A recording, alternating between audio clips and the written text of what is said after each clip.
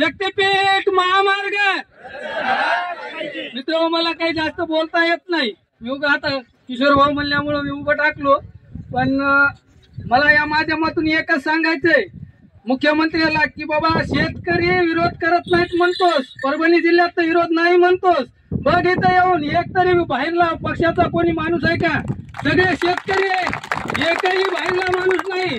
असेल तर सांगा बाबा कोणी बाहेरला आहे का? सगळे शेतकरीच आहेत का? नाही.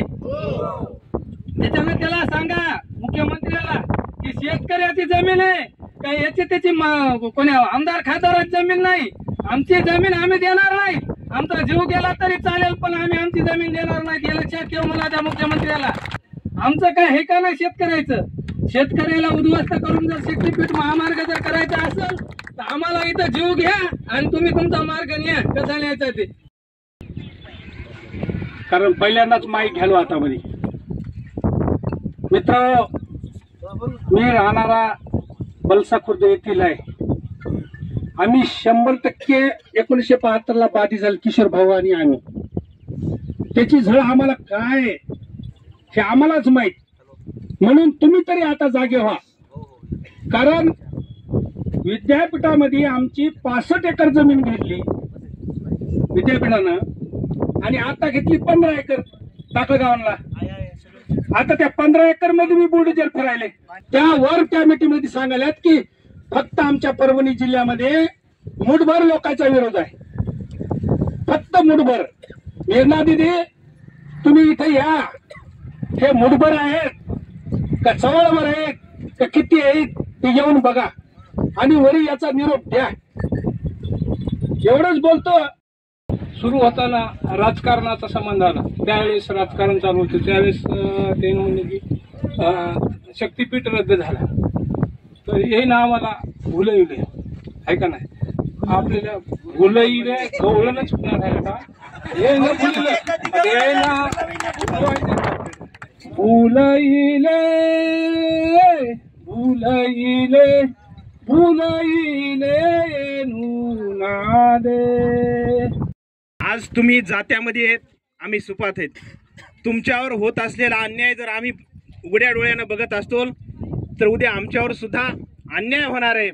म्हणून आम्ही एवढ्या दुरून मी इथपर्यंत आलो. मी आपल्या समोर एक कविता सादर करणार आहे. समजू नको ढगा हे साधे सुधे बियाणे, समजू नको ढगा हे साधे सुधे बियाणे.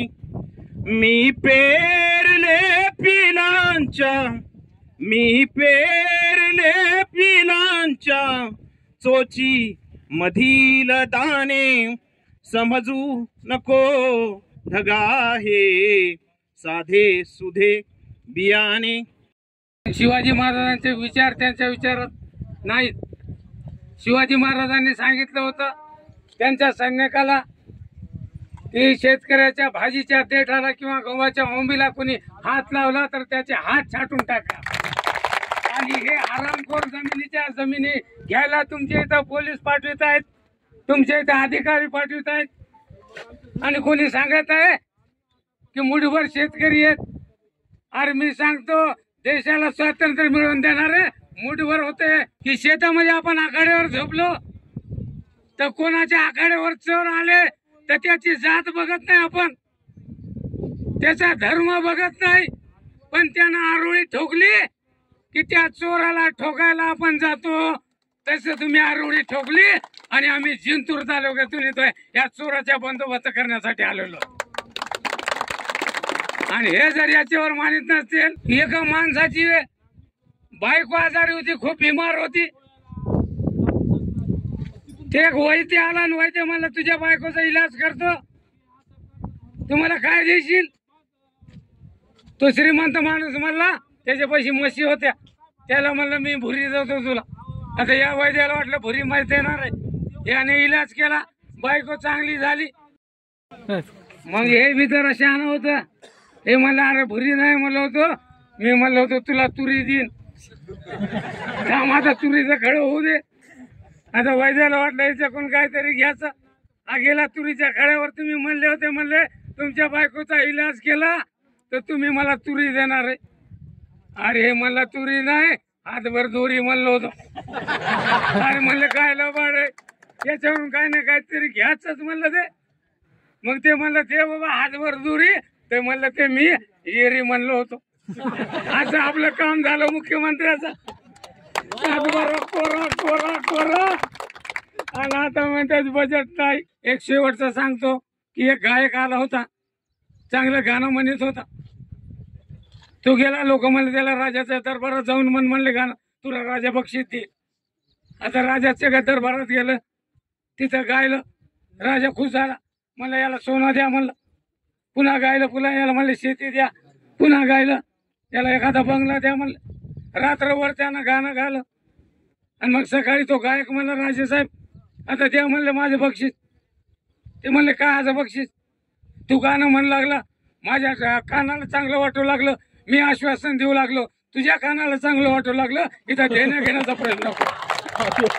असे आश्वासन देतं, कानाला चांगलं वाटायला. साहेब गेले, आता रद्द झाला, पण यांच्यावर विश्वास ठेवायचं काम नाही म्हणून एवढंच बोलतो आणि या ठिकाणी थांब. आणि रस्त्यावरचं आंदोलन आणि किशोर ठके हे समीकरण आहे. म्हणून रस्त्यावरचे आंदोलन हे काय नव्यानं आपल्यासाठी नाही आहेत. सन्माननीय बच्चूभाऊ कडू यांनी अन्नत्याग आंदोलन केलं होतं शेतकऱ्यांना कर्जमाफी मिळावी म्हणून. त्यासाठी सगळ्यात पहिले जर कुठला नेता धावत आला होता तर ते होते सन्मान्य राजू शेट्टी साहेब. कारण काय झालं की आज शेतकरी विभागला गेला, तो पक्षामध्ये विभागला गेलाय. शेतकरी हा शेतकरी नाहीये. आज तो शेतकरी ओबीसी झाला, शेतकरी हिंदू झाला, शेतकरी मुसलमान झाला, शेतकरी मराठा झाला, शेतकरी धनगर झाला. आणि हे करण्यामागं भारतीय जनता पार्टीचं IT सेल पद्धतशीरपणे काम करतं. तुमच्या आमच्या डोक्यामध्ये धर्म टाकला, तुमच्या आमच्या मनामध्ये जात टाकली, तुमच्या आमच्या मनामध्ये वाद निर्माण केला. आणि त्याच भानगडीमध्ये आपण आपल्या बापाला आणि माईला विसरलो. ज्या बापानं आपल्याला लहानाचं मोठं केलं तो बाप आपण बाजूला केला. आणि ज्या धरणी माईनं आपल्याला जगायचं बळ दिलं, 2 टाइमचं अन्न दिलं, तिला आपण विसरायला लागलो. म्हणून सन्मान्य बच्चूभाऊ कडू असतील, सन्मान्य राजूभाऊ शेट्टी असतील, ह्या लोकांनी शेतकरी चळवळ चालू ठेवली आहे. आणि हीच लोक आहेत भविष्यामध्ये तुम्हाला न्याय देऊ शकतात. काळ्या आईचा लेक कधी संकटापुढे झुकला का? कितीही सूर्य तापला तरी समुद्र कधी सुकला का? कितीही सूर्य तापला तरी समुद्र कधी सुकला का? निर्धाराच्या वाटेवर टाक निर्भयपणे पाय, तू फक्त विश्वास ठेव सुखी देईल धरणी माय.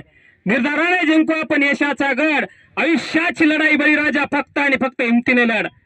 अशा या सरकारनं बांडगोळ्यांनो आम्ही काही कमी नाहीत. आमच्या बापजाद्यापासून आम्ही लढत आलेलो आहोत. इंग्रजाची गुलामगिरी आमच्या बापजाद्याने सहन केली, ती सुद्धा आम्ही मोडीत काढली. निजामशाही आम्ही मोडीत काढली. हे काय हमी भाव द्या, कृष्णा स्वामीनाथन आयोग लागू करा, ह्या गोष्टी सोडून ज्या गोष्टीचं आम्हाला काही महत्त्व नाही त्या गोष्टी आमच्यावर लादायचं काम हे करायले सरकार.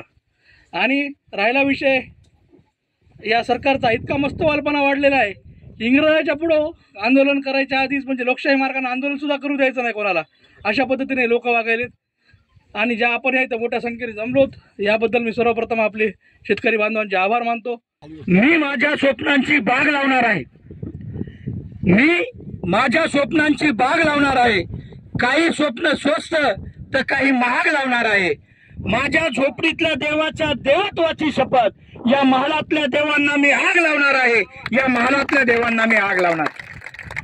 पेरणी पाणीचे दिवस असतानाही मोठ्या संख्येनं तुम्ही सगळे इथं जमलात, त्याबद्दल शेतकरी एकजुटीचा आणि तुमच्या सगळ्याचं मी एकदा कौतुक आणि अभिनंदन करतो. खरं तर आपल्याकडे म्हण आहे की घरी जर मळं एखादं असलं, एखादं माणूस वारलं, त्याची मौत बाजूला सारून शेतातली पेरणी अगोदर करतात. इतकं पेरणीला महत्व आपण देतो. परंतु ही पेरणी असताना सुद्धा मोठ्या संख्येनं तुम्ही आलात, तुमच्या सगळ्याचं अभिनंदन. प्रार नबी या शेतकऱ्याचा पोरगा म्हणून याला पाठिंबा दिला, त्यांचंही अभिनंदन. काँग्रेसचं अमोल भैयाचं अभिनंदन. शिवसेनेचे आपले उद्धव गटाचे उमेश भाऊताईचं अभिनंदन. आणि सर्व शेतकऱ्याची पोरं जे वेगवेगळ्या संघटनेतून पक्षातून या आंदोलनाला आलीत, पत्रकार भावांनो आणि पोलीस भावांनो, खरं तर शक्तीपीठ महामार्गाला आमचा विरोध यासाठी आहे की एक भूमिका आपण समजून घेतली पाहिजे. शक्तीपीठ महामार्ग माहूर, त्याला देवाचं नाव दिलंय. माहूरहून निघायला आपल्या इथं परभणीत तर काही देवी नाही, मग परभणीहून कुठं आंबेजोगाई, बरोबर, ती देवी माता. आंबेजोगाईहून गेल्यावर कुठं तुळजापूर, ती एक माता. त्याच्याहून पुढे कोल्हापूर, ती एक माता. आणि कोल्हापूरच्या नंतर सगळ्या देवीचं दर्शन घेतल्यानंतर गोव्याचं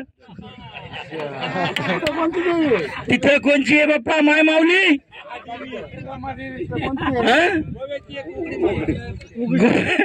गोव्याला जे येतात ते तुम्हाला माहिती आहे सगळं, गोव्याला काय जातात. मग याला शक्तीपीठ महामार्ग लावून नवा महामार्ग तयार करायले. ऑलरेडी मी जे नावं सांगितलेत त्या देवाला तुम्ही बी जाऊन आलोत, आपण बी जाऊन आलोत. आपण ग्रामीण भागातले लोक आहेत, आपण वारकरी माणसं आहेत. वर्षातून 2दा-3दा आपण या देवांच्या दर्शनासाठी जातो. एक जणानं माईच्या शब्दानं मला हात वर करून सांगा की माहूरच्या देवीच्या दर्शनाला गेलो किंवा कोल्हापूरच्या अंबाबाईच्या दर्शनाला गेलो किंवा तुळजापूरच्या भवानीला गेलो, परंतु रस्त्यामध्ये एवढी ट्रॅफिक जाम होती की 2 घंटे आमची ट्रॅफिक जाम झाली का? आता रस्ते एवढे मोठमोठाले आणि गुळगुळीत झालेत की या रस्त्यानं बी तुम्हाला माहिती आहे त्या कॉर्नरला 3-4 गाड्या मधामध्ये गेल्या का नाही? खरं तर तिथं एका 4 दिवसात 5 गाड्या मधामध्ये गेल्या. गनिमत की कॅनलला पाणी नव्हतं, लहान लहान लेकरं होते. मोरे साहेब तुमच्याच हातीत आहे मला वाटतंय. तिथं 2-3 दगावले असतील. खरं तर ते कटघर बांधायचं आधी महत्वाचं होतं का नाही? का शक्तीपीठाची मोजणी आधी महत्वाची होती? ते महत्वाचं होतं का नाही? परंतु पिंगळीचे 10-5 लोक जाऊन आम्ही त्या कार्यालयामध्ये बसलो, त्याला मायावे शिव्या दिल्या, तेव्हा कुठं ते आलं, तिथं ते लाल लाईट लावला, ते कटघर आहे ते बांधून काढलं. म्हणजे जे गरजेचं आहे ते आपल्याला नाही आणि जे गरजेत म्हणजे करायचं नाही ते मात्र करायचं. रस्ता केला, त्या रस्त्यामधून मोठी रक्कम मारता येणार आहे. समृद्धी महामार्ग केला, समृद्धी महामार्गातून आमदार फोल्डे, प्रत्येक आमदाराला किती दिले? ते खोके म्हणू लागले ना, 50 खोके दिले. आता पुढचं ज्यावेळेस सरकारची निवडणूक येईल त्यावेळेस शक्तीपीठ महामार्गातूनच यायचं पुन्हा सरकार बनल, इतके पैसे मारणार आहे. आणि आमचं म्हणणं विकासाला नाही.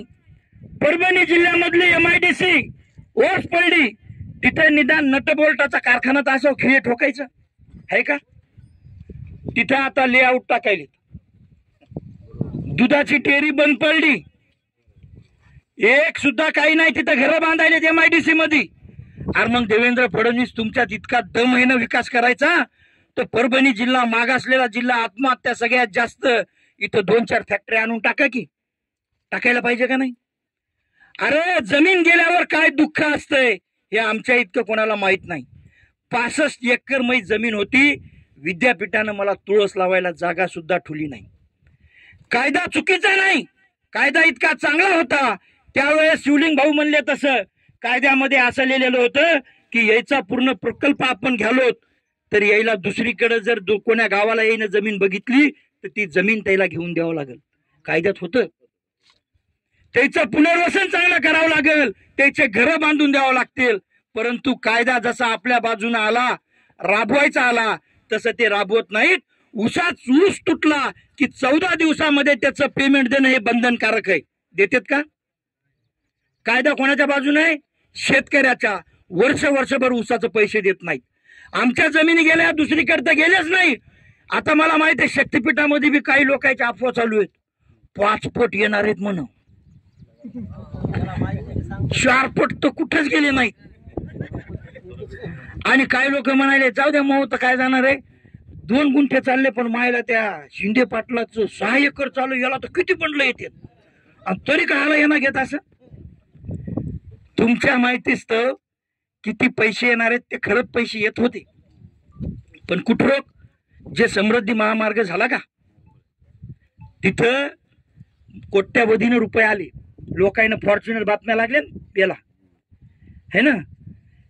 तर उद्धव ठाकरे साहेब आपले मुख्यमंत्री झाले. उद्धव साहेबांना 2 कायद्यामध्ये बदल केले. पहिला केला ऊसाची FRP 1 रकमी देत होती, ती केली 2 टप्प्यात, बरोबर आहे. आणि दुसरा कायदा असा बदल केला की राज्यामध्ये जर का रोडसाठी जमिनी घ्यावा लागत असतील तर मार्केट रेट नाही बरं का, रेडी रेकनर म्हणजे सरकारी दराच्या कितपट भाव देणार, 2 पट. उद्धव साहेबांना निर्णय घेतला. उद्धव साहेबांना घेतलेला निर्णय फडणवीस बदलायलेत का? त्याचे प्रत्येक निर्णय बदलले ना, हे बदलायलेत का? नाही. कारण चोर चोर माऊस भाऊ अर्धा अर्ध वाटून खाऊ. आणि मग शक्ती त्या समृद्धी महामार्गावाल्याला जर 100 रुपये मिळाले असतील तर शक्तीपीठ महामार्गावाल्याला 40 रुपये मिळणार आहे. आणि जसं तुम्ही Dream11 खेळायले मोबाईलवर, तुम्हाला समजा लागले 200 रुपये 300 रुपये, जास्त तर काही लागत नाही तुम्हाला, परंतु त्याच्यातून TDS कटून येत असेल, कटतंय का नाही? लॉटरी लागली त्याच्यातून बी तुम्हाला टॅक्स GST कटतंय. तसं तुम्हाला मिळालेल्या पैशातून 20% सरकार पैसे कापून घेणार आहे. तुम्ही वाचला का GR कोणी? मग तुम्ही GR बी वाचला नाही, थैल्या बऱ्याच शिवाय टाकले पैसे येणार आहेत ना. तुमच्या माहितीच तो सगळ्यात जास्त परभणी जिल्ह्यामध्ये जर भाव कोण्या रोडला आहे तर कोण्या रोडला आहे जमिनीला? वसमत रोडला आहे. वसमत रोडला आलापूर पांढरी आहे का, राहटीच्या पुढची पांढरी, त्या जमिनीला वसमत रोडून खाली पाय टाकला म्हणजे अशी लागूनच जमीन. समृद्धी महामार्ग जे बायपास चे शाखा निघाल्यात ना त्याच्या नांदेडला जोडणारा, त्या लोकांच्या जमिनी गेल्या. त्याला वाटलं त्याला कोट्या कोटी आली म्हणजे आपल्याला महागाई वाढली, जरा जास्तच येतात 4 पैसे. खुश झाले, नोटीस हसू हसू घेतल्या, उड्या मारू लागले. जेव्हा नोटीस आल्या, पैसे जेव्हा यायला लागले, तेव्हा बघितलं सरकारी व्हॅल्युएशन म्हणजे पूर्वीचा कायदा असा होता की मार्केट रेट आणि सरकारी व्हॅल्युएशन या दोन्ही पैकी जर जे जास्त आहे त्याच्या 4 पट लोकायला पैसे द्यायचे, बरोबर आहे. आणि शहरालगतची जर जमीन असेल तर 5 पट द्यायची. आणि तिथं समृद्धीसाठी ज्या जमिनी गेल्या आलापूर पांढरीच्या, तिचा मार्केट रेट होता 1 कोटी रुपये. वसमत रोडचा 1 कोटीच असेल ना, बरं 1 कोटी जास्त म्हणायलो मी, 80 लाख 70 लाख धरा. त्याला पैसे किती आले असतील? मग किती आले? त्याला पैसे आले 16 लाख रुपयानं. आता मी उगा तुम्हाला वाटून फेकायलो, तिथल्या एका बाधित शेतकऱ्याला फोन लावतो आणि त्याचं स्टेटमेंट तुम्ही ऐका आणि थैल्या शिवायला टाकलेल्या रद्द करा.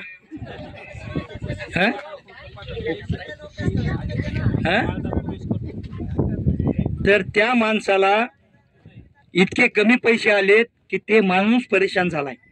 ते म्हणायला माझ्या जमीन जर दिली नसती, पाटील राम राम, ते तुम्हाला वसमत रोडला टच तुमची जमीन गेली ना समृद्धीत? समृद्धीत गेली ना. ते किती पैसे आले हो? माझी रोड टच जमीन समृद्धी महामार्गामध्ये जालना नांदेडच्या मला एका एकराला 24 लाख रुपये प्रमाणे पैसे आलेत. 24 लाख रोड टचचे? ते मी भांडून पहिल्यांदा 12 लाख रुपयेच काढलं होतं व्हॅल्युएशन त्यानं. आणि मला प्रशासन एवढं गोड बोललं, मला म्हणला 2 कोटी येतात, 3 कोटी येतात, 4 कोटी येतात. अशी हवा भरली आम्हाला त्यानं. सगळी चूक, सगळ्यात मोठी चूक झाली आमच्या आयुष्यातली. मोजणी करू दिली, मोजणी करू दिली हे का नाही? सगळ्या आयुष्यातली सगळ्यात मोठी चूक, कधीच भरून न निघणारी. बर हो, मोजणी करू दिली, सगळ्यात मोठी चूक झाली माझी. बर हो हो, मी येऊ शकलो नाही. तुम्ही मला रात्रीपासून फोन करायला, माझा पाहुणा वारल्यामुळे मी इकडे याला आलतो मातीला. मला तुम्ही सगळे कागद काढून ठेवले होते, सगळे लेखी होतं. सगळे आपल्या शेतकऱ्याला सांगा की बाबा काही करा, माझा मोजणी करू देऊ नका. बस हीच आपली लढाई आहे. बस पुढची लढाईच नाही आपली. यायचं वावर वसमत रोडला कुठं शिके पाटील आपलं? नॅशनल हायवे 200 विश्वशांती शाळेच्या बाजूला 40 एकर जमीन आहे माझी. तिच्या बाजूला 40 एकर जमीन आहे. रस्त्यातून वावरातून रस्ता गेलेला. 7 एकर जमीन चली भाऊ, 1.5 कोटी रुपये आलेत मला. आणि माझी जमीन 1 कोटी रुपये करण्यासाठी. 7 एकर जमिनीचे फक्त 1.5 कोटी आले. 1 कोटी 70 लाख रुपये आलेत भाऊ. आणि विश्वशांतीवाला आता काहीतरी जमीन इकायले मला वाटतंय, तर ते 1.25 कोटीने इकायले. 1.5 कोटी.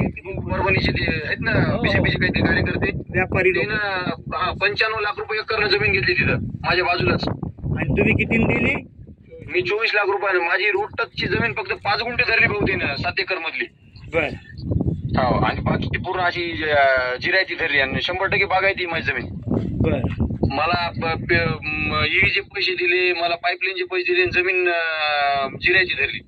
बर हो, शेतकऱ्याला एकच सांगा भाऊ, फक्त जमीन मोजू देऊ नका, बाकी काही करा दुसरा कुठाला. हेच सगळ्यात मोठा विरोध आहे. अनुभव आहे. जमीन मोजू देऊ नका हे होते आलापूर पांढरीचे तुमचे पाहुणे रावणे सगळे असतील. टच असलेली जमीन वसमत रोडच्या, तिला जर समजा 15 लाख रुपये एकरनं जर पैसे येत असतील 36 लाखानं, तर तुमचं विचारा. हे सरकार दुटप्पी धोरणाचं सरकार आहे. निवडणुकीमध्ये तुमचे मत पाहिजे होते म्हणून म्हणले महामार्ग रद्द केला, आणि आता म्हणतायत की महामार्ग होणार. तर असं आपण होऊ देणार नाहीत. ते जरी राजकारण्याने 12 पाण्यानं धुतलेले असतील, तर आपण आपला बाप इमानदारीनं शेती करणार आहेत आणि वारकरी संप्रदायाचे. आपला जीव गेला तरी बेहतर 12 पाण्यानं धुतलेला जिंकतय का पांडुरंगाची सेवा करणारा, काळ्या माईची ओटी भरणारा शेतकरी बापाचे पोरं जिंकतेत. हे सरकार भविष्यामध्ये बघलच. आता मी तुम्हाला विनंती करतो की सगळ्यांना उठून उभा राहून आपण एक शपथ घेऊ, आणि त्यानंतर खिचडी झालेली आहे, खिचडी खाऊन आपला रास्ता रोको संपला असं आपण जाहीर करू. देशातील इतर नागरिकाप्रमाणे सुखाने व सन्मानाने जगता यावे याकरिता शेतीमालाला